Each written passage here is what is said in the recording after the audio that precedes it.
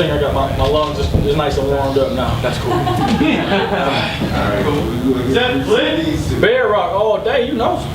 Yes, sir. Yes, sir. So what did that mean? If I tell you right now, then I can't get the CDs away. So you know what I'm saying? Like after the set, All right. holla, get with me. Okay, so here we go. Man, you know, like my writing process is like real, like abstract and kind of retarded at times. Like I do a lot of writing, watching cartoons. I do. I just do. Fit right in. You know, I don't really like watching the news because it's depressing. Like if I accidentally watch the news or like videos or something like that, then I get like these crazy ideas.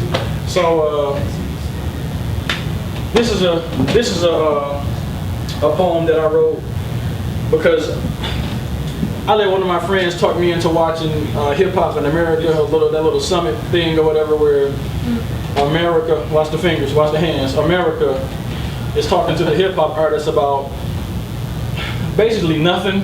In my opinion, it's like you got rappers on stage talking about how to change like society. Like, be for real. Like, maybe I just see the comedy in that. Like, you giving these cats like so much power? That's like saying, well, I don't have control over my own kids. Can you not curse in your records? Like, how lame are you? But anyway, and watching that, like I heard 50 Cent make a comment where he said, to say that, you know, don't convince me that I have that much power. Like you telling me like I got more power than the president of the United States. Like, please don't convince me that I have that kind of power. And it was funny, but I was like, yo, he right though, because if he is that important of an individual, then like how useless are you know leaders and government, you know. But anyway, I didn't come here to say all that. Yeah, you did. I said that to say that it led me to kind of like a thought where, you know, if the shoe fit, wear it. You know what I'm saying? Like, y'all familiar with like the Michael Richards situation when, you know, he was nigga, like he was going bananas and like you did that, son. Like, you did it. You know what I'm saying? You know, Imus is the same thing. Jesse Jackson with the comments he made about Barack Obama. Like, I mean, you can apologize for something you say, but you did it. Like, you said it, dog. Like, you still felt that way. You know what I'm saying? So that led me to this piece, which is kind of like a love letter to like Jesse Jackson and Al Sharpton, and like Michael Richards, and like Jackson Jr. is on the right side. Hey, I mean, you know. This is the only thing I didn't really like about what he said in defense of his pops, which, I mean, you know, that's daddy, so you're going to defend daddy. But the fact that, I don't know if anybody else thought, because I'm pretty sure, but when, you know, he said, like, he's been in this game, you know, a long time, like, he should have known better. It sounded like it's a science or a formula to what they're doing, not something that's motivated by passion. And I was just like, you know, that is kind of... Don't slip and let them know what you really think.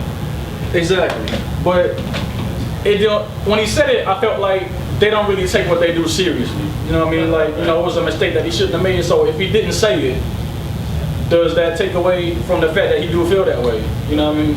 Anyway. So this poem is called If the Shoe Fits. And I thought it would be real cool to write a poem for like racists and like our, watch the hands, black leaders. Like at the same time, like to show everybody love all at the same time. So, and I want to do this like at the BET Awards, you know, because like that's the biggest award that black people got. And hopefully that Al Sharpton and them was like right in the front row, like, you know, like when you be spitting hard, sometimes spit go off the stage. That's why I'm standing back. Like I hope like some of it just hit them, and it's like that's my dream. So here we go. Oh, and this poem will also feature no use of the N-word because our black leaders, watch the hands, decided that it was becoming too popular, so they decided to have a funeral that was nationally televised for the world, which was also a genius idea. These people are amazingly smart, like it's ridiculous. He's a bastard. So here we go. Niggas, be careful what you do, cause they's eyeing us, trying us, waiting to dine eyeing us. They'll talk about you like a dog and then apologize with tears in their eyes, and it should have been different with Michael Richards because he worked with Jews. But I guess Holocaust less when you getting Seinfeld money. Funny. Wow. How easy it is to forget your roots when you ain't hungry. And I can still hear him laughing. Still hear him asking, and we can forgive his racist actions. Never mind my personal opinion, just run to Mr. Jackson. Andrew or Jesse, see they both green anyway. But you know the phrase, right? Like money talks. Usually about nothing, kind of like hip hop, so let's blame hip hop. Let's focus on the lyrics in the song and pay no attention to what goes on in our homes. The black community is full of dope and guns because 50 Cent and Jay-Z are number one, Mr. Sharpton. If you want to compare this, please get the facts straight like your hair is. I mean, way before Hope was spitting the beats, heroin was hitting the streets. Before Hawaiian Sophie junkies had coke in their teeth. The MOB was MOB before PAC ever released the CD. That's Tupac in case y'all missed that. The MOB was MOB before PAC ever released a CD. It seems to me you've forgotten your history. See, miss me with that white folks diss me cause we on track. Believing that is a niggerly act. In fact, by definition, the first niggers wasn't black. Go back to them Jim Crow acts, church bombs and lynch mobs, countless KKK killings. Ask QEP how white folks were running his building.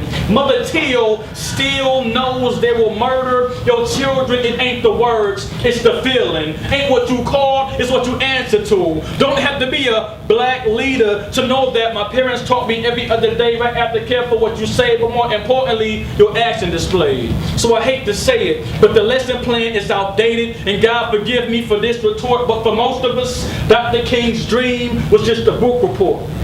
See, X said that education is your passport to the future.